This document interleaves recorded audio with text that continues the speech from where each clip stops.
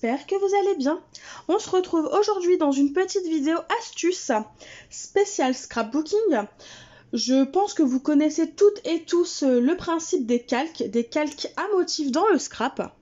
Lorsque je parle de calque, je parle de ce genre de produit. Donc c'est une feuille de papier calque, tout simplement à motif. Donc là c'est un des ateliers de Karine. Et c'est un papier calque à motif. Et du coup quand vous mettez quelque chose en dessous, par transparence on voit ce que vous mettez en dessous. Eh bien je vous propose, par le biais de cette vidéo, je vous invite à créer vos propres papiers calques. C'est-à-dire, je vais m'expliquer. Hier j'ai vu une vidéo d'Ella Enjoy sur sa chaîne YouTube, où elle montrait tout simplement comment faire du propre papier calque à l'aide de pages de livres ou de partitions.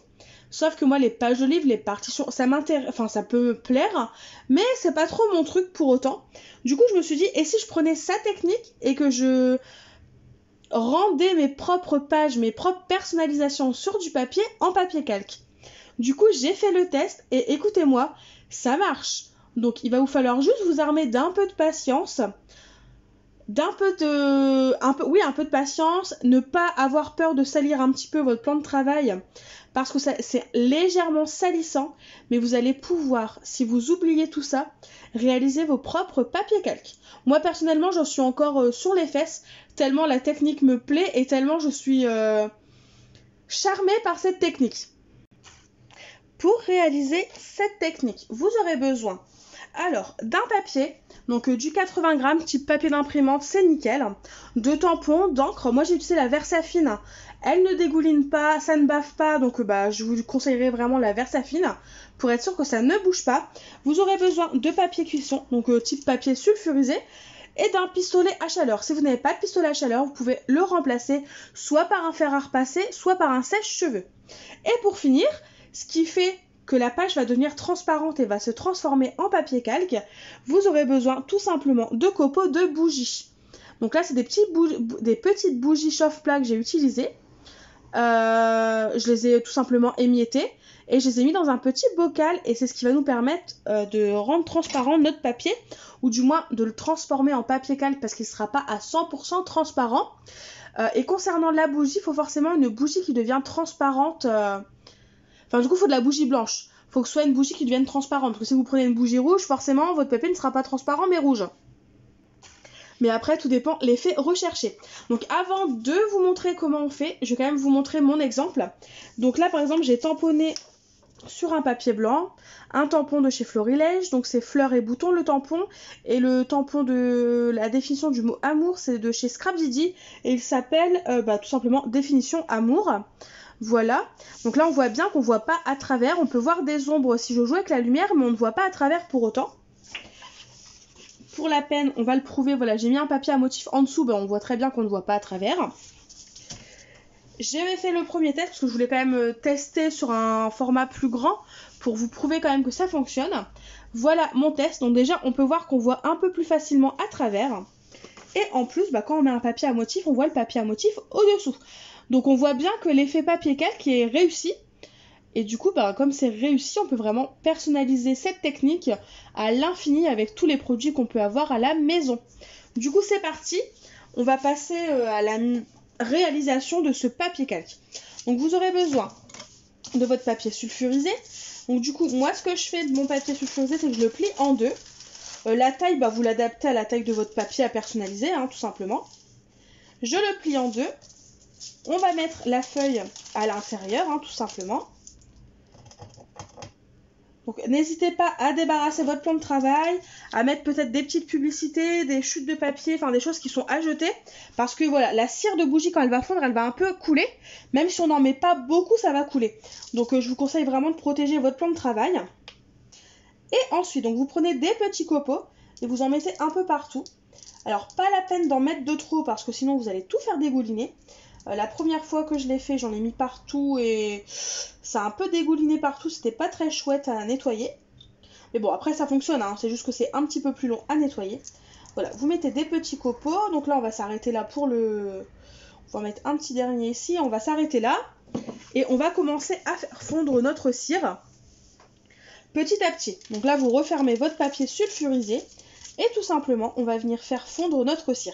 Donc là, je vais le mettre en accéléré et en plus de ça, sans bruit, parce que c'est une technique qui est simple à faire, mais qui est assez longue parce qu'il faut le temps que la cire, tout simplement, fonde entièrement.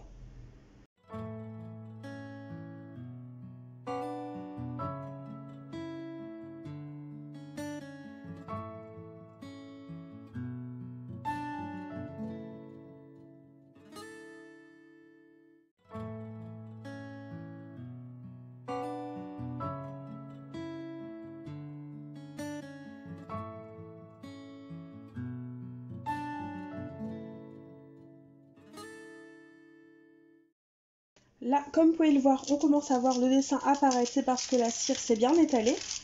Donc là, comme vous pouvez le voir, il manque un peu de cire à droite, à gauche. C'est assez simple, on va reprendre des petits copeaux et on va combler les trous là où la cire n'a pas été, n'a pas fondu tout simplement. Il vaut mieux le faire en plusieurs fois plutôt que d'en mettre trop et vraiment d'avoir de la cire un peu partout. Enfin, du moins, moi, c'est comme ça que je fais. Et je crois que Ella Enjoy, c'est comme ça aussi qu'elle le conseille. Parce que vraiment, quand il y a beaucoup de cire, la première fois que je l'ai fait, j'en avais foutu partout. C'était vraiment une galère à nettoyer. Donc, je vous conseille de vraiment faire ça par étapes. Et donc, du coup, on referme. Et on rechauffe.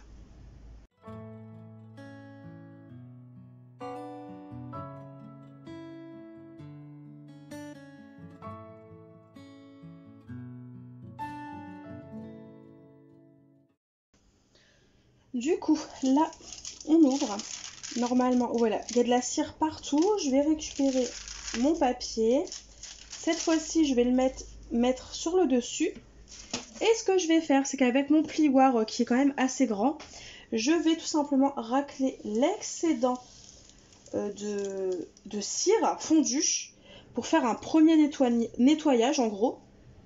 Je vais repasser de l'autre côté pour vraiment faire un premier nettoyage.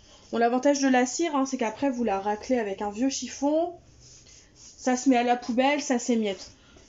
C'est juste un peu chiant, mais c'est assez faisable, quoi. On peut nettoyer ça très facilement. Et ensuite, on récupère son papier. Si vous voyez qu'il y a encore un peu de cire, que ça vous gêne, quand vous touchez, que c'est un peu râpeux, vous posez tout simplement votre papier sur un bout de chiffon. Donc moi, c'est une vieille serviette qui me sert pour nettoyer ma patouille. Je la pose. Le plioir, on peut le ranger, on n'en a plus besoin. Ah oui, si j'allume le... ça n'ira pas. Ce que je vais faire, c'est que je vais mettre à sécher, je vais faire fondre l'excédent de cire et petit à petit, je vais tamponner mon papier de façon à enlever tout l'excédent de cire et je reviendrai après une fois que c'est terminé. Et en fin de compte, vous faites ça petit à petit jusqu'à temps que votre papier vous convienne et que l'aspect ne vous paraît pas rugueux. Enfin, ne vous paraît plus rugueux.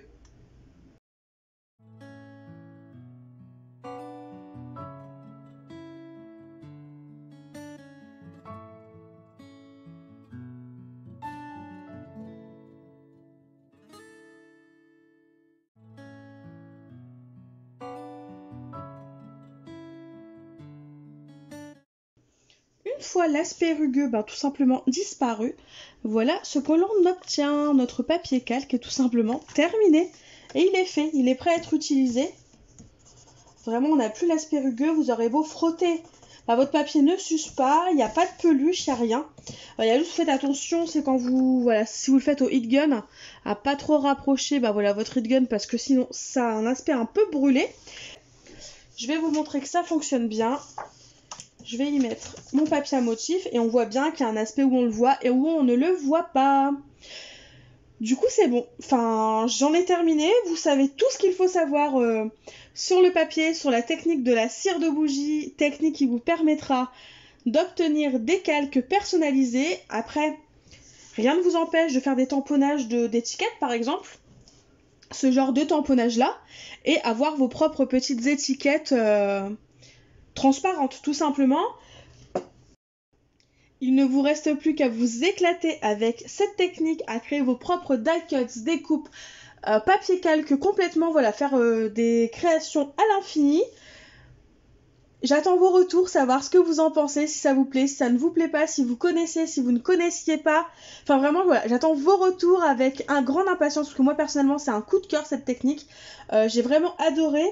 et j'adore complètement le rendu et ça coûtera moins cher et ce sera personnalisable comparé au calque qu'on achète dans le commerce. Donc ça a son petit côté pratique. Sinon, je vous fais tout simplement de gros bisous et je vous dis à très vite pour une nouvelle vidéo. Bye bye!